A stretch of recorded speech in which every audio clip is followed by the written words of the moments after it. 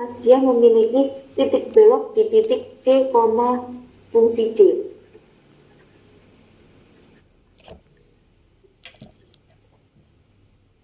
Nah, ini di sini dikatakan bukan titik belok karena di sekitar C tidak terjadi perubahan kecekungan.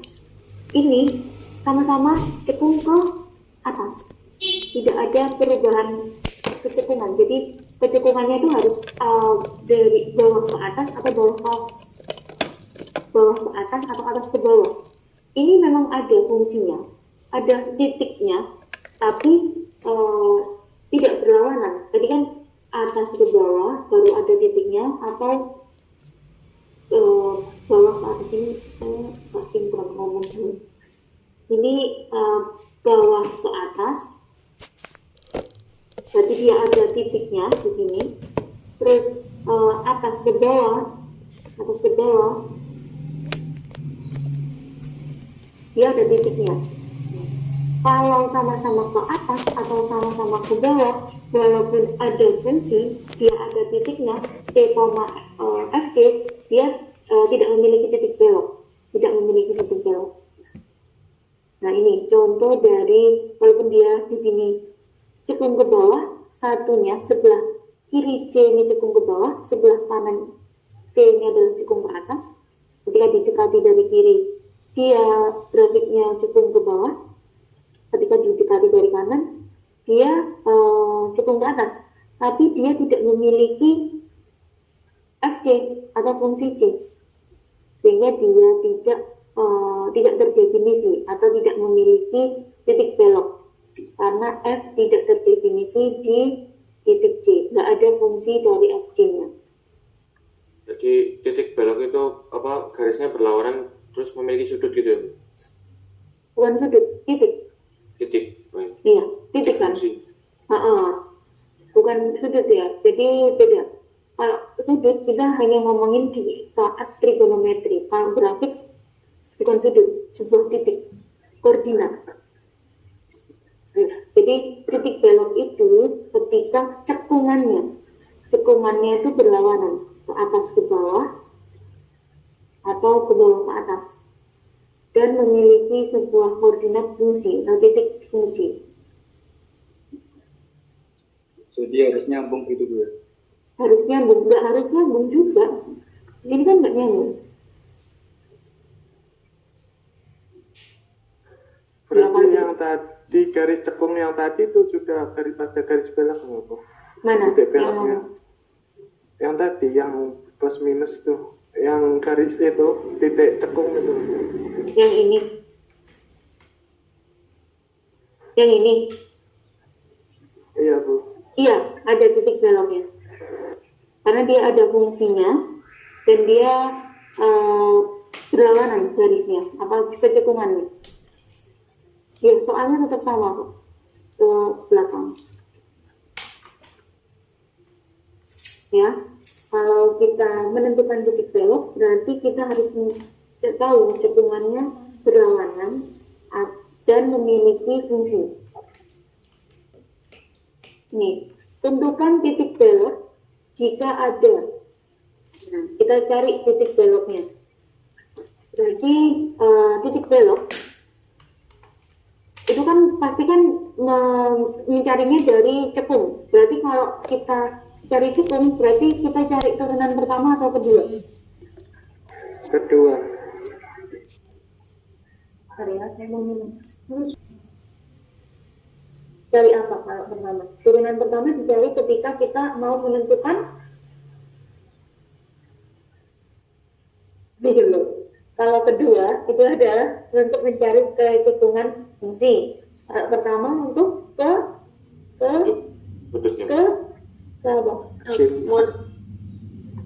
monotonan fungsi.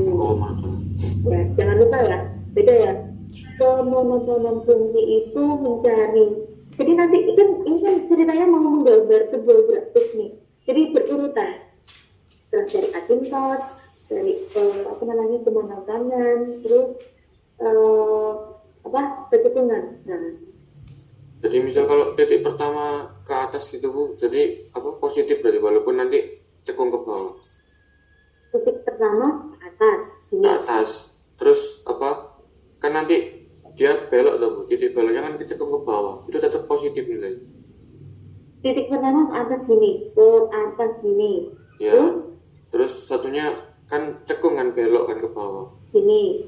Ya, itu tetap positif dari. Dilihat dari fungsinya juga. Oh, Tadi ya, ada contoh soalnya. ya.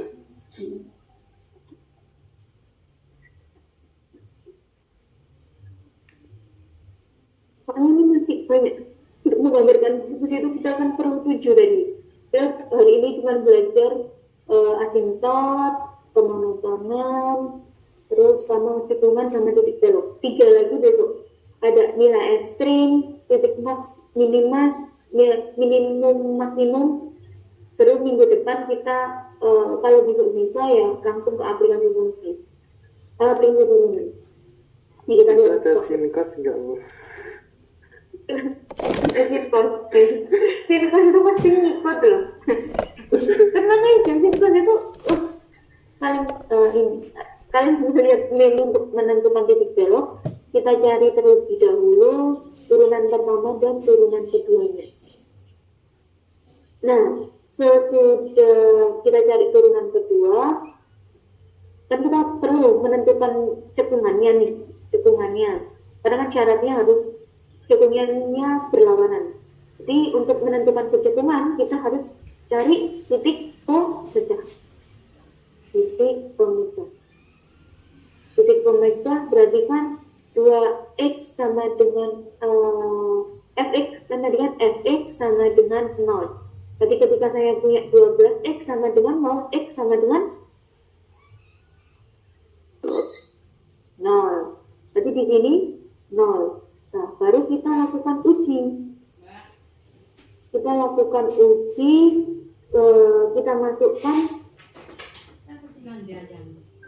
masukkan misalnya 1. Kita masukkan 1, berarti kan 2 dikali negatif 1 dikurangi negatif 1. Hasilnya negatif. Berarti 1. Enggak. Itu salah.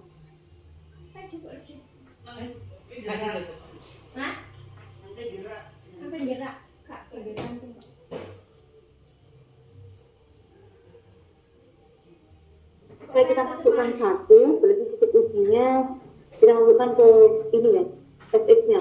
Ininya 1, sehingga 12 dikali 1 positif, hasilnya positif. Ketika kalian menentukan titik uji, itu nggak perlu hasilnya, cuman cari tahu aja dia negatif atau positif. Berarti di sini positif, di sini negatif.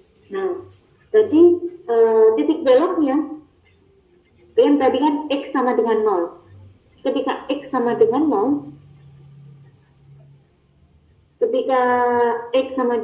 berarti kan fungsinya di sini fx sama dengan 2x kuadrat minus 1 x pangkat 3. Ketika x-nya kita masukkan 0, 2 kali 0 sama minus 1 adalah minus 1.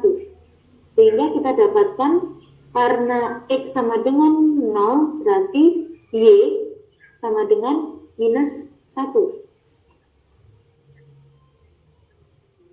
Y-nya dapat dari mana? Dari sini.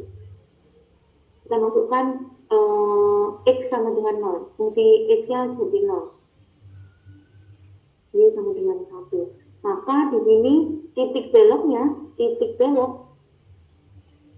kan adalah koordinatnya, berarti harus ada x, y. Titik beloknya berarti ada di 0, minus 1.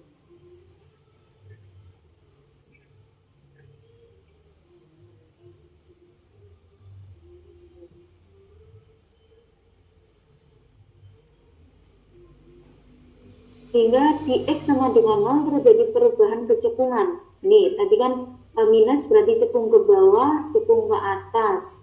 Terus gimana titik beloknya? Dicari titik beloknya. X-nya sama dengan 0, berarti kita punya Y sama dengan minus 1. Titik beloknya di 0, minus 1. Ini menjadi titik beloknya. Untuk yang nomor 2, kita punya fx sama dengan x pangkat 4. X pangkat 4 berarti kalau di turunan pertama aksen x berarti kan 4 dikali x pangkat 3. Dari turunan keduanya adalah pangkatnya turun 4 kali 3 x pangkat 2 sehingga dapat 12x kuadrat. Nah, kalau kita lakukan gambar garis bilangan, x-nya kan 0.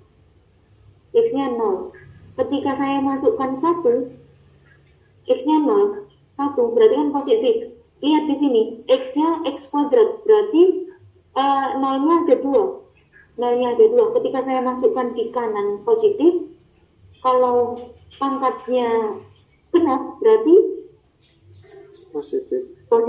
Sehingga ada titik beloknya nggak ada, karena dia semuanya cekung ke atas. Sehingga ketika fungsi fx sama dengan x pangkat 4, dia tidak memiliki titik belok karena tidak terjadi perubahan kecekungan.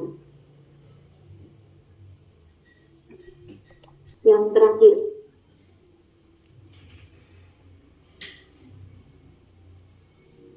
kita punya ini, kita sudah bahas ya, turunan keduanya. Terus kita cari TP-nya, kemudian kita cari TP-nya. TP-nya ini 0, nggak ada, berarti ini pangkat 3, sehingga ketika kita masukkan hasilnya kita lakukan titik uji plus minus. Nah, ini cekung ke bawah, cekung ke atas. Berarti terpenuhi syarat pertama, cekungannya berubah.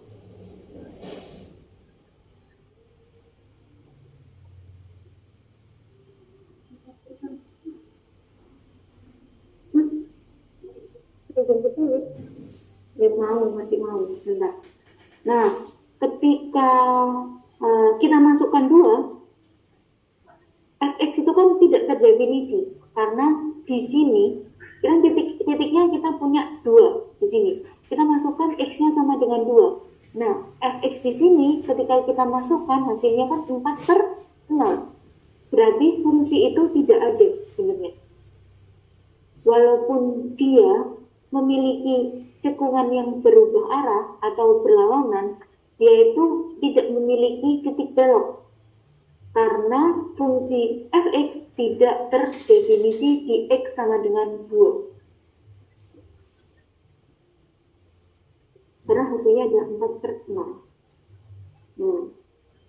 Contoh yang pertama tadi, dia terdefinisi ketika dia dimasukkan 0, i-nya sama dengan 1, berarti titik beloknya 0,1. Contoh yang kedua, dia tidak memiliki fungsi, tapi dia tidak, cekungnya tidak berlawanan, dia semuanya ke atas. Dan contoh yang ketiga, walaupun dia memiliki perubahan di cekungannya, tapi x-nya tidak ada, fx-nya tidak ada, atau fungsinya tidak terdefinisi.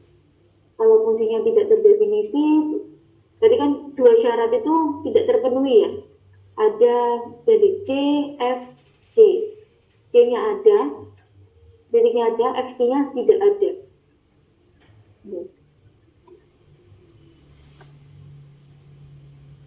Ada yang mau ditanyakan?